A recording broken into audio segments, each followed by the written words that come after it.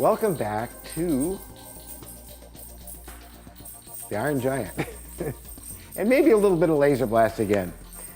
I've been doing mixed bags lately, but you guys seem to like it, so it's good because we got so much going on that I got to do what I can do when I can do it, and this is what I'm doing.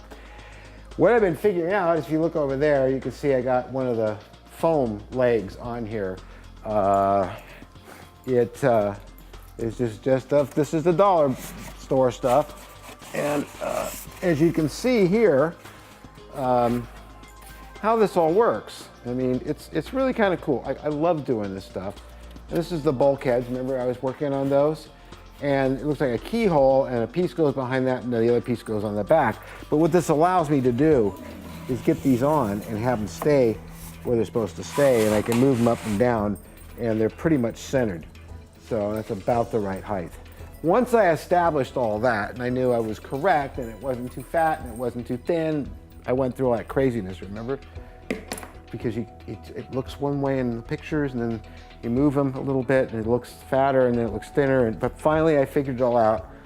And the way I did it was, I knew what the measurements of this was and this is, so I compared that against the legs, and that's what finally got me in the ballpark, so that it was scaled to the other parts I already had and were established that were the correct scale to the overall robot. So, monocoat for my glider. So what I'm going to do is show you how these go together now that I have all the parts, the bulkheads, and we're going to put this together. So you're going to watch that and be amazed, I hope. Now this hot glue gun gets really hot. It has no control on it, and so I have to be really careful with it, or you'll burn the freaking heck out of yourself. Now I really get tired of waiting for it to set up. So what I do is, if I can do this, take the dust off. I think you know what I'm going for here, don't you? I'm going to do hold upside down, and that's freezing cold, and then it's done. Just like that. In fact, it was too fast. There we go, and I got that like that. And then I'm going to sort of tack this part together, which doesn't quite fit right, but we don't care because we just need the basic shape on all this.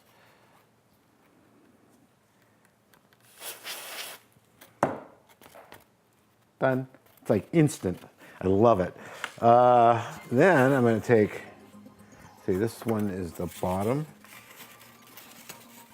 And we're going to line this up like so and start that bulkhead working. And so again, we're going to do this.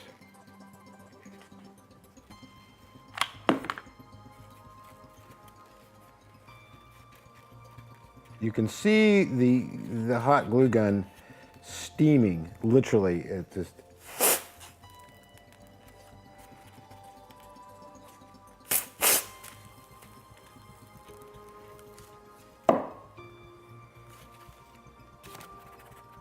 pretty cool. Okay, so here's our side, and I'm going to turn this like this. Then we have to get that big bulkhead in there. I know, Mary's having a hard time seeing what I'm doing because I'm blocking it. So I think what I'm going to do is tack this in. This isn't matching up quite right for some reason. Well, we'll find out why in a minute. First thing I'm going to do is get that to stay put. I just dragged my knuckles through some stuff that it dripped.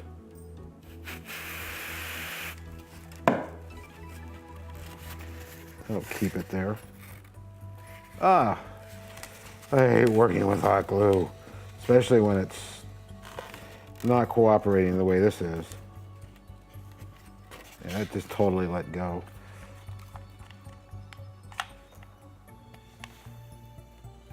It really is easier than this. I did one the other day. It was so much faster.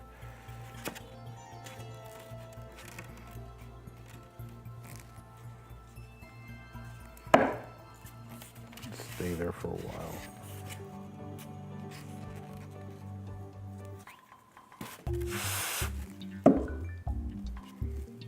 That stayed. It just, there we go. Now it's fitting about right. I mean, it just melts the foam too, is the other problem when it gets this hot. In fact, what I'm gonna do is unplug this, which is what I've been doing. I've been unplugging it and plugging it in because it stays hot for a long time after I unplug it. So now I'm gonna I'm gonna make this fit together, and you can't like guess the angles that they should be when you're gluing it. So it's much better to wait and do it as you're putting stuff together. That was a mess up. Look, it's like, try it again. The other thing it helps too, some tape.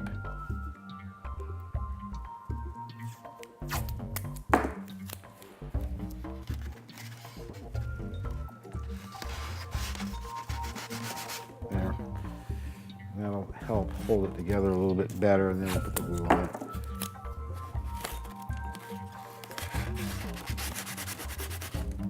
Much better. I think I did this on the other one.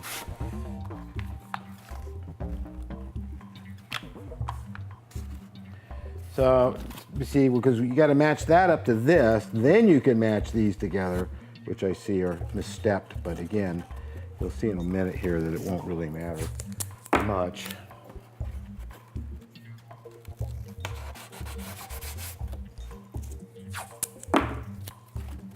This is how I did basically the entire chest.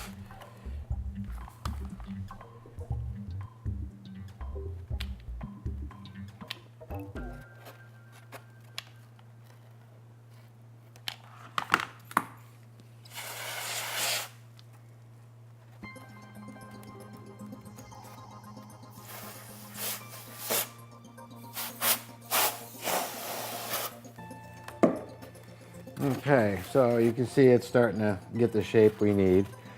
We need to get the other side on now, which already has a lot of glue on it. I mean, glue. What's this stuff called? Tape.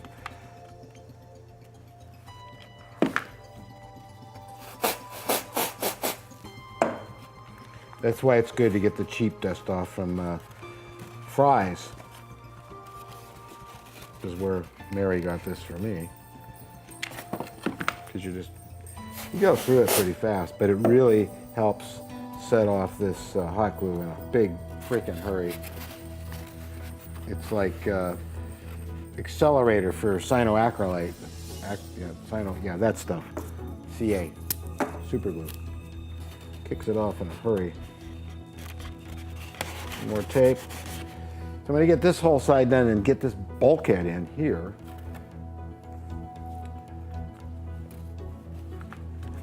Right before your eyes, you'll get to see a whole, a leg. That's from the Tiger in Africa sequence of Monty Python. I'm finding people don't know what Monty Python is these days, which is really terrible. Soon they won't know who the Beatles are. They already don't know who Paul McCartney is. People in their late teens, early 20s, I've observed, because I actually got asked who's Paul McCartney. I said, that's like not knowing who Paul McCartney is. And the little girl said, who's Paul McCartney?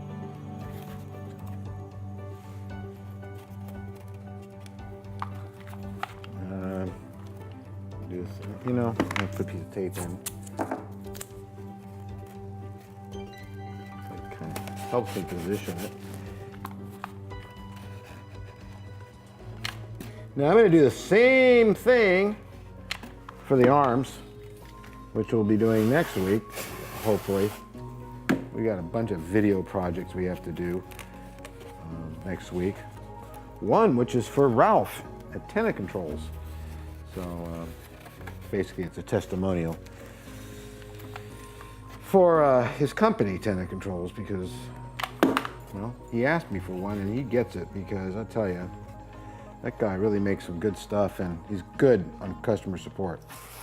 He's always there for you. You call up with dumb questions of, where does this red wire go? And do I cut it? You don't cut the red wire, you cut the blue wire. All right.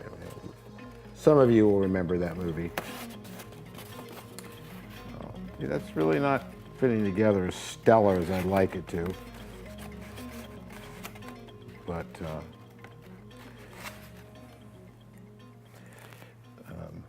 it's what it is.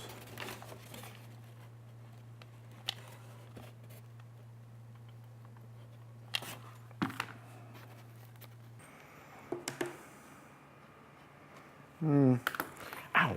Oh, that's hot. Just making some adjustments here. Ow! What was that?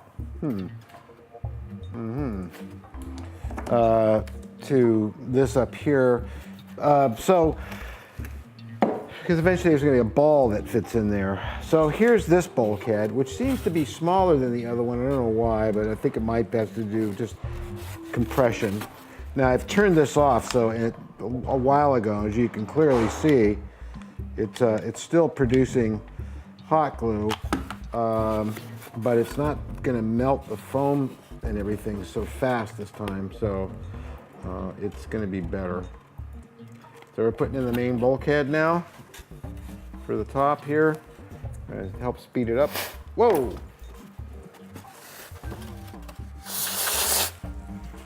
We just want to tack it, you know, so just stay that heck in place.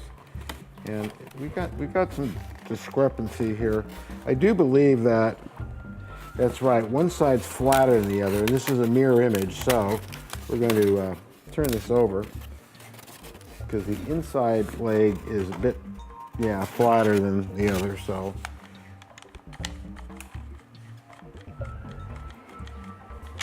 we don't care what it looks like from the inside at all. But that set right off too quickly. There we go. That's what I want, right there. It's always a little iffy when you freeform like this, and I am freeforming most of this, so, and for some reason I am really off on this leg, and I don't know why. But I'll make it fit. I'll make it fit.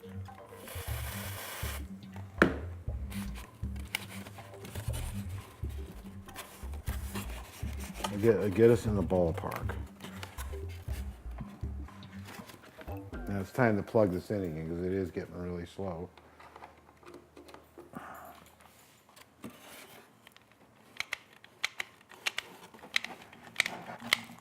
Also, it would help if I had more glue.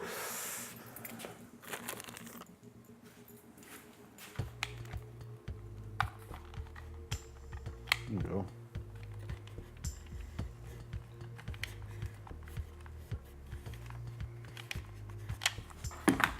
You're not missing anything because I'm in here. It's just glue going in there. This just doesn't, this bulkhead's different. It's like really different. I'm a little concerned here because, oh no, it's supposed to be flatter. Okay.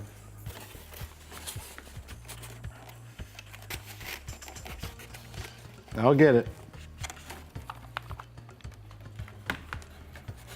And it doesn't help to glue this stuff to tape, so I'm going to do that. And then kind of do that.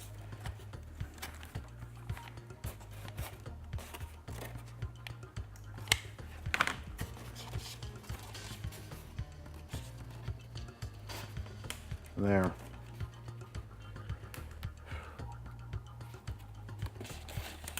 The camera's making noises, Mary. Trying to get it level.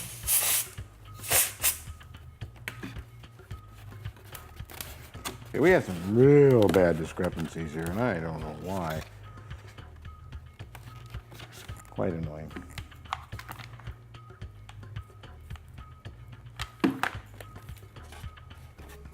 That's gonna hurt.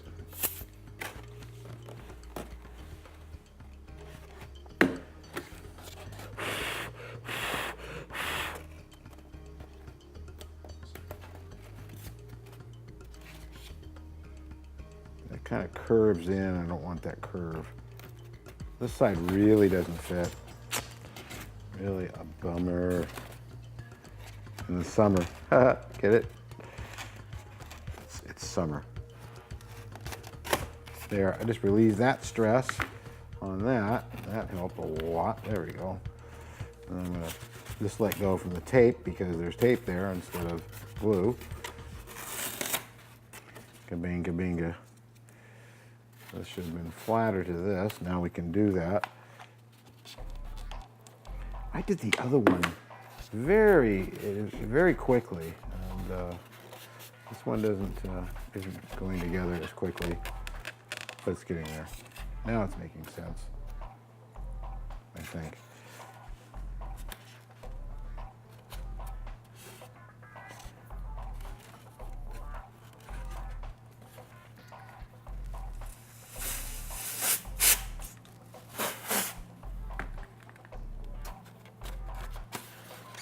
Hard as a rock.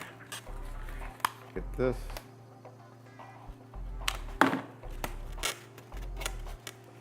I love seeing the semiconductor steam coming off of it, see? We could float magnets on it.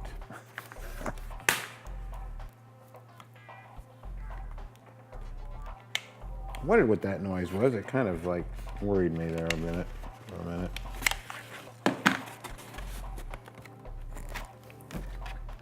This miserable thing just does not want to fit together. The other one fit together so perfectly. But we're almost there. And then I can show you the next step. So,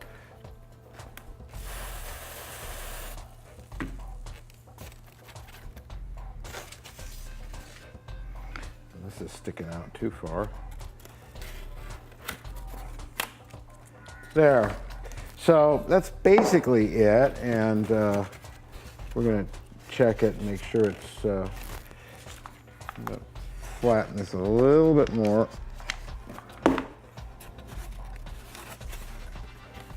Like that. More.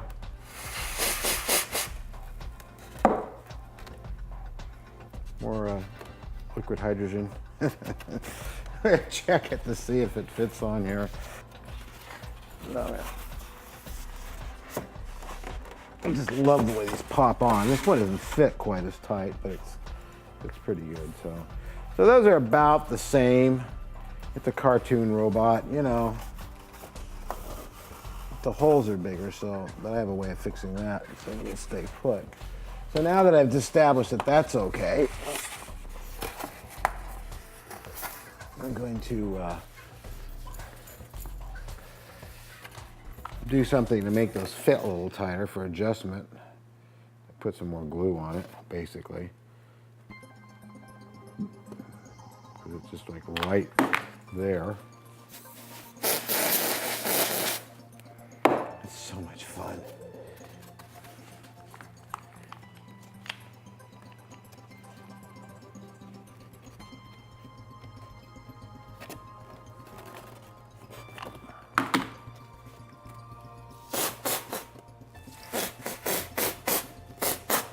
Not as fun as Adam's Nerf balls, but oh wow, that's hot. I thought I got it all. There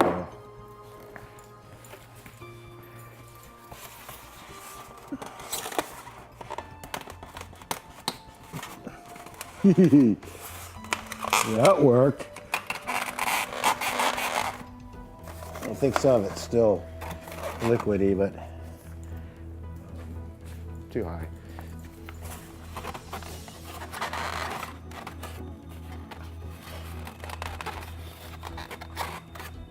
And basically, I just want to establish that those are going to work, and then here's what we're going to do next. Yeah, this one went together so much better. So, we have all this styrene here. You can see styrene getting messy. I hate it when it's messy. Styrene parts here. I have some plastic styrene that I'm going to face this with that Eric cut for me, and it fits somewhat correctly, but It's still plugged in, yeah, so it's going to be really hot again when you unplug it again. And I'm just going to glue this on with hot glue really carefully like this. And line it up, they should match. And this will give us a nice hard exterior, because I tried to put these parts together just out of styrene, and it was really hard because, you know, it's not light material, even though it's 030. It's still really heavy, and so it would move around a lot, and that wasn't good. There's a bit of imprecision to the way these were cut because he had never done it before, but that's why the universe made putty.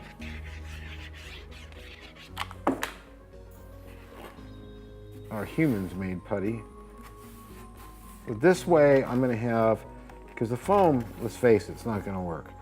And I can putty this and really get it just right and point up the edges and sand and stuff. And it'll be all great. I'm going to do this one now.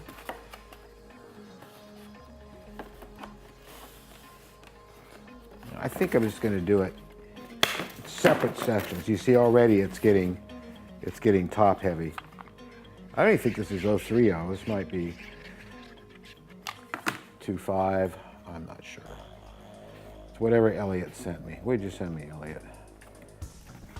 Lots of cool plastic, which I have run out. I only have a few sheets of this left after 5-6 years. Yeah. So it served us really well. I mean, he sent me so much styrene, you could have filled the back of a pickup with it, and I'm not kidding, over the course of like 2 times sending it. So this is the first time I've done this. It's always been a plan to do this, but you know what that is. You never really know if it's going to work quite the way you hope for, but I'm telling you, this is working. This is working really well.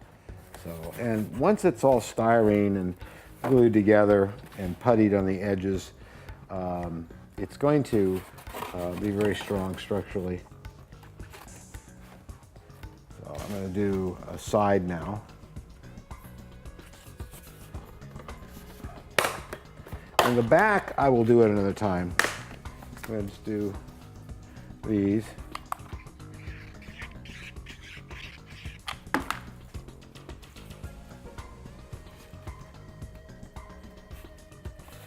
Yeah, I've got some pretty big gaps here, unfortunately, but again, when I fill this with putty and I flat sand this way and then flat sand that way, it'll give me back the point that I'm missing. So, get the point?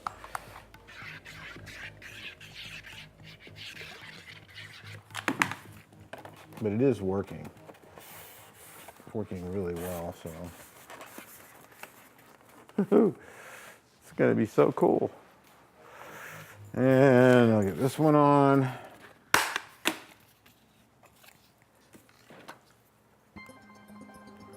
Little part you missed here. There we go. And I didn't know if the hot glue would work or not. I was trying to think, you know, would I use contact cement? Would I use white glue? And being impatient as I am, all those things would have taken an ungodly amount of time to get working, so you get it to stick as quickly as this is. This is really sticking quickly. Big old gap there. And also the other thing I can do too is I can actually go in between the foam here and cut and push together. What's great about the foam is it really gives me a superstructure to do this with, which is so helpful.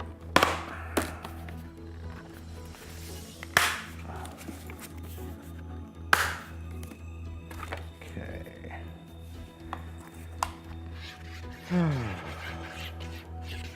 It doesn't take much hot glue to get it to uh-oh. I forgot. Does it go here? I hope it goes here. It looks like it goes here, because once it's on, it's done. I ain't getting it off again. I think it does, so. I'm running out of glue pretty fast. I have lots more though, not to worry. Yeah, I can, there's that. And this glue stick, we almost have this basic shape made.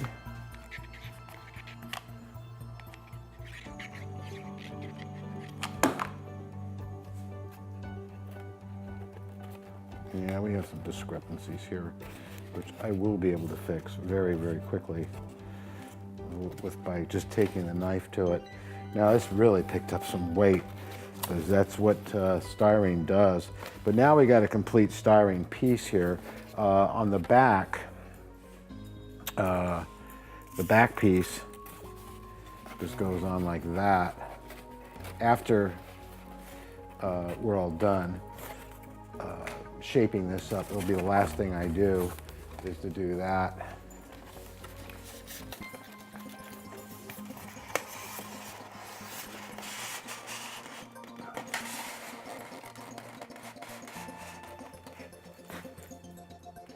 Yep, that's going to work.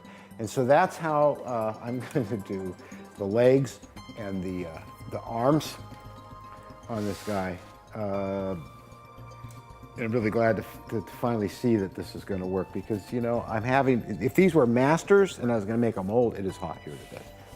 These were masters and I was going to make a mold, then I'd have to make them this way, and then make a mold in silicone, probably about 2 gallons.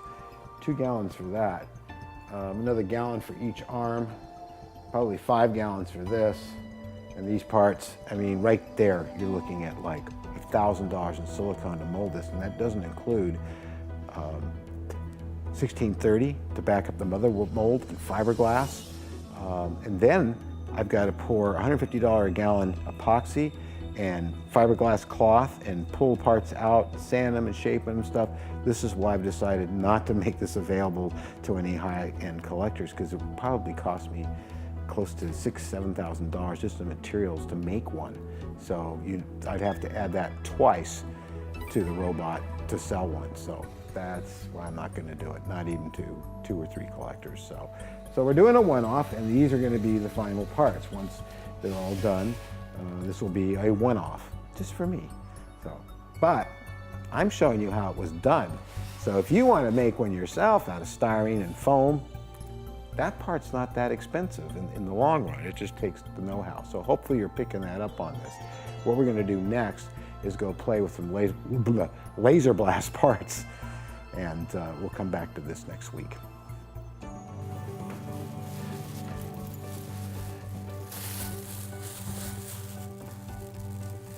I'll make you a star.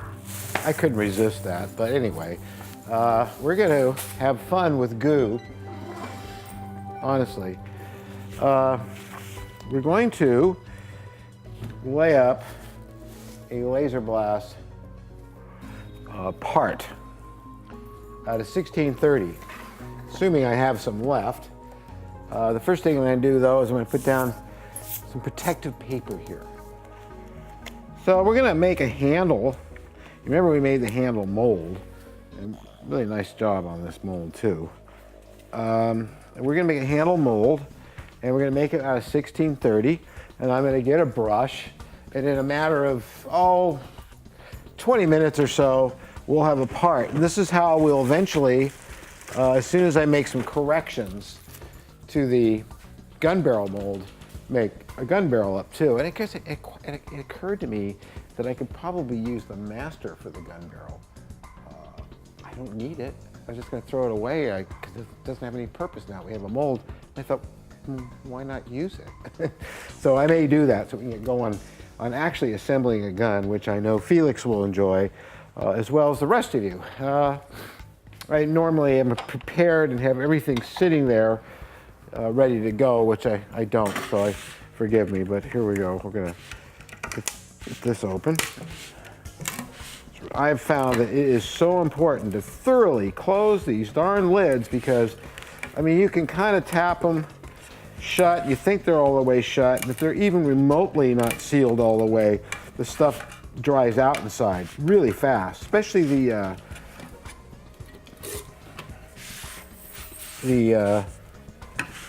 A. So it looks fine because I kept it all closed. The B, it seems like it don't care. You could have the lid on kind of loose and it's fine. Now I can see, yeah, I've got to stir it up. This stuff is miserable to stir up, but it was used recently, so it should be okay. I need a stir stick.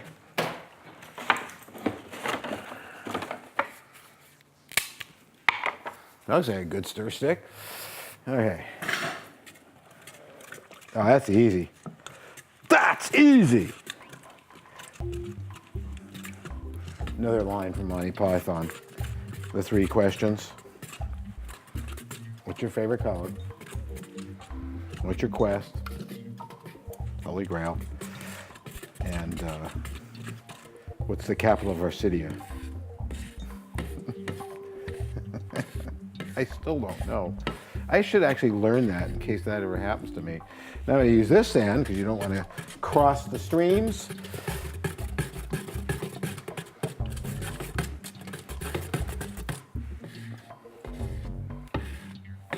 Now a paper towel would be most helpful. Now you can see why I put down the protective paper on top of the protective paper, which used to drive George nuts. He said, well, there's already paper down. Yeah, across the whole table with stuff on it. It's much easier just to do the area you're going to work in. Just pull that off and throw it away afterwards. So that's how I work. Brush, paper towels. Now all I need are 2 cups. I'm not going to use a scale today. Crunch, crunch. And I'm just going to eyeball it.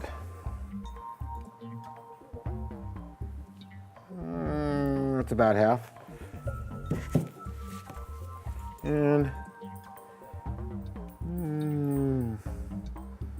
about half.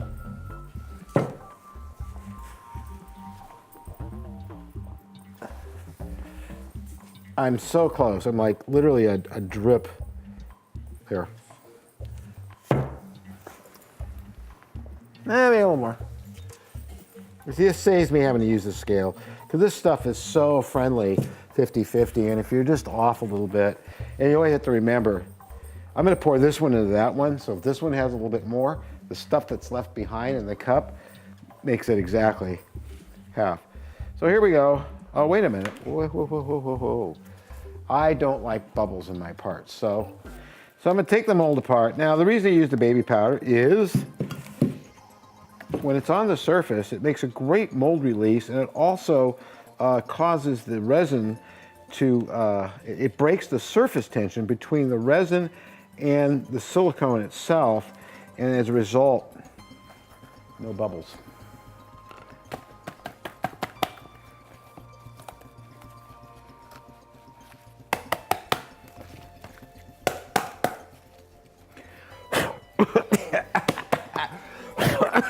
Isn't that fun? Okay, so here we go. We're gonna put this back in.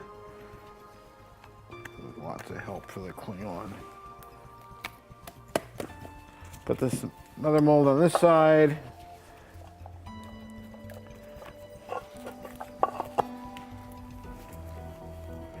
I hope I get to go glider flying tomorrow. It would be really nice.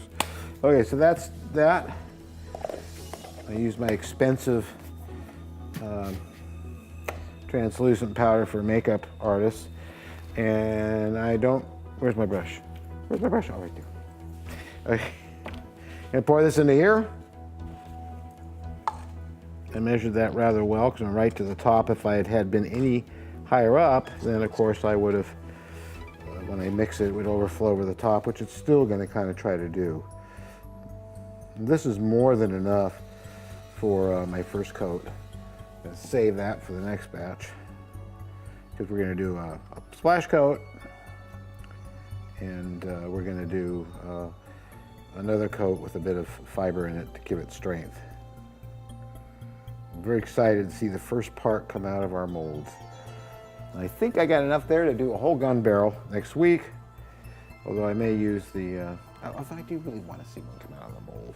I can always get more 1630, right, Mary?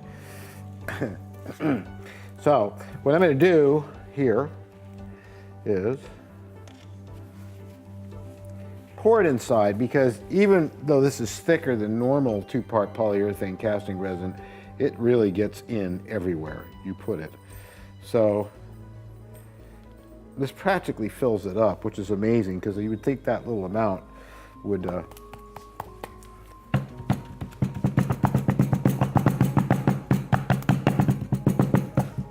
burping bubbles out of it.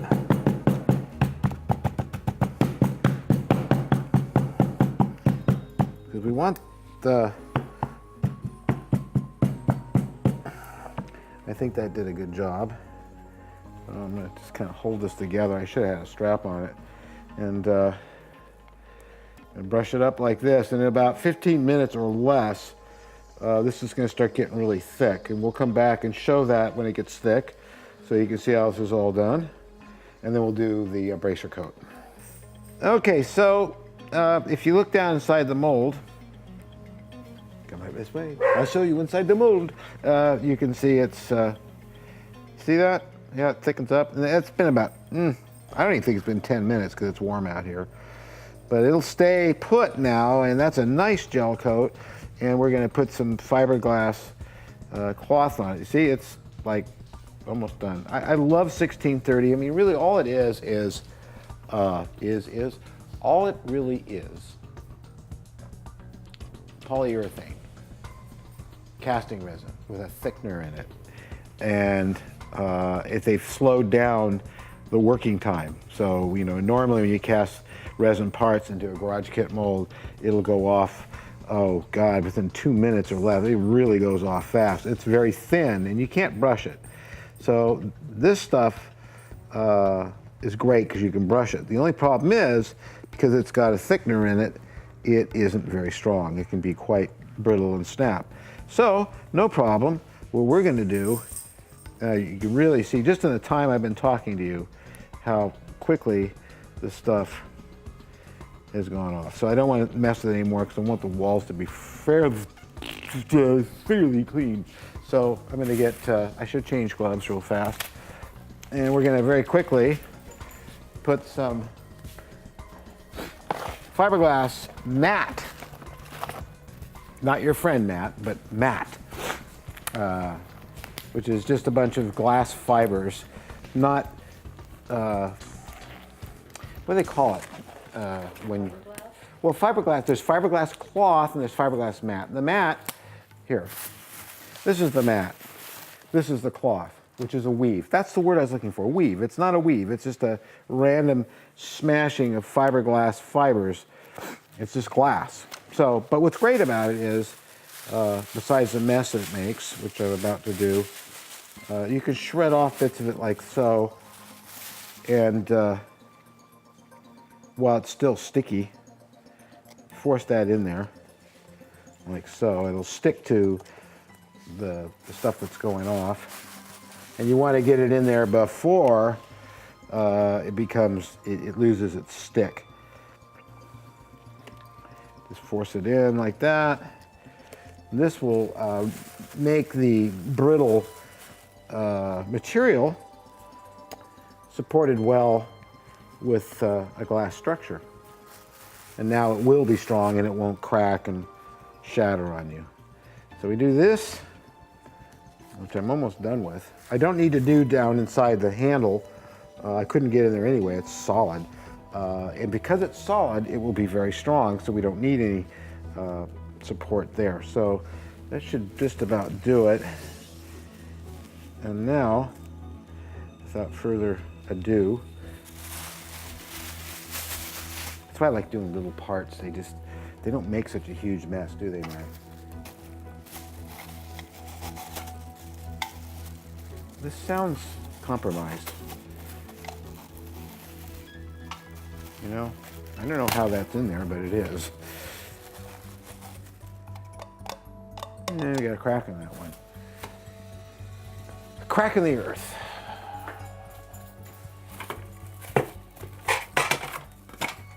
These crack very easily. This one's got a crack in it too. But we're gonna do the same thing again. I'm gonna pour up that one we do not want to use. We're going to use this one, and we're going to pour up about half again. We don't need a lot for this step. In fact, we don't need that much. It's kind of a waste.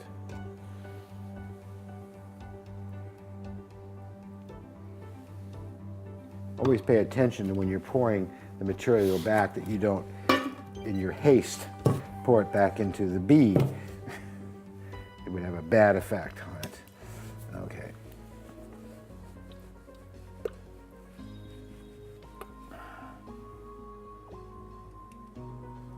You can see the filler. We're getting down to the bottom with this, so.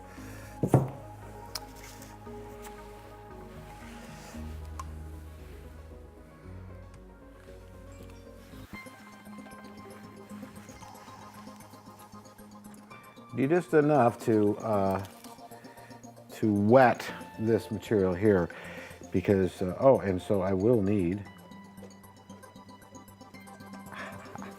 another brush.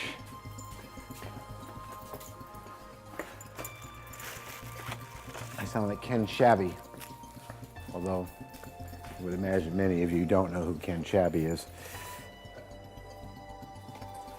Man with a goat. Clean toilets, 40 years of toiletry. Today they're giving me a brush. Always love that line. From the original Monty Python TV series. See, that made quite a lot. Probably it's a total waste. I didn't need that much.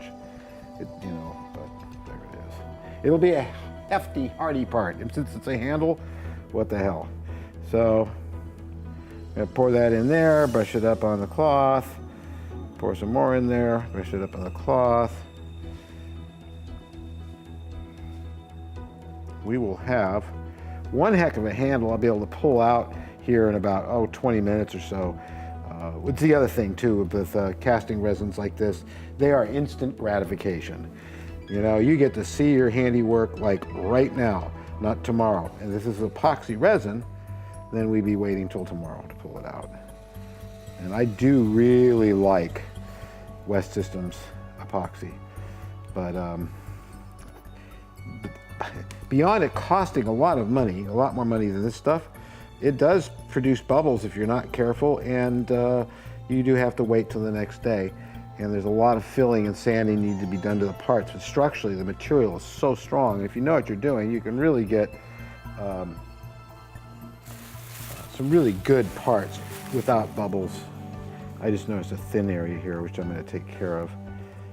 A little bit stronger, which you can do. You can do this on the fly. Not with flies, on the fly. This is already thickening up just in the matter of seconds that we've been playing with it, and that's because it's warm today for us. It's like 75 outside, but in here there's a tendency to get hotter. So we'll come back here in a few minutes when this is all set up. Take a look at it set up. Now you've seen the whole process, and you can make any part this way for any scratch build prop that you may be working on. So it's really cool stuff. So we'll be back in a minute. So here, as you can see, it's pretty well set up. It's a little gooey, but we've got a nice even thick wall. We got a really nice part, and when we pull it out, it's going to look like this, and it will have the little imperfections here on it. But this 1630 with this thick of a gel coat, I can sand this perfectly smooth in a heartbeat. I can just take sandpaper, go like this, round this off and everything, and then paint it with primer, paint it silver, and we got the handle that goes inside. So we will come back a little bit. This will take about 15 minutes or so to get hard enough to pull out. We'll pull out the part and have a good look at it. Okay, let's open this. I love Christmas, don't you? So this is kind of, this mold's warm all the way through. Wow, warm day. Trying to avoid the prickly pines here, which are a result of the fiberglass being hardened by the resin, and boy does it hurt if you get your hands pricked by it. It's a little hard to get open now because we got an actual hard thing inside that we're going to release. Oh, I love it. I gotta have it. Okay. Oh, here we go. You can see how beautifully smooth and nice it is in there, and even shiny. But we need to get that bad boy out of the mold, and it's a bit like fighting something because it wants to. Believe me, it's just, you know, snakes in a jar. I do all these images just for Elliot. Snakes in a jar. You know, then we're gonna pull it out like that and like that. And right before your eyes, there it is. Except I don't know what this big thing is here, because this is obviously a huge cavity was in the mold. This side's fine, which is a problem. That's a real shame that that's in there. And I didn't know it was. It didn't show before, but I mean, right where it is, it's not a problem. I can just get rid of this pretty easily. You see, this just pops out like that. We just grind out the rest, but and we can remove this and then sand it, and it'll be fine. But it just took out like this whole piece of silicone. But that's a really nice, beautiful piece, and that's going to fit well inside the gun. So I couldn't be happier with that. Now, of course, I got to put the mold back together for next time. And knowing that that's in there, that cavity, I might be able to fill it in with something each time I run one. But really, as far as I know, I'm only running one of these for myself. I think Adam Savage expressed an interest in getting one, so I may make one for him. Now, it's the best part is, this is why I do what I do.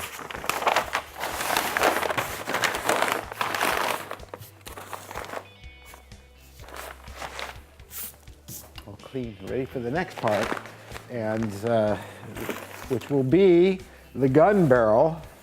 And that's it for this week on the in-depth. We'll come back next week, and we're going to pour and make up one of these, and then put these two parts together. Boy, that's nice. And start putting on the heat sinks and cleaning them up. And we're going to make molds off these parts here, so we can actually start assembling a gun bit by bit. Thanks for watching, you guys.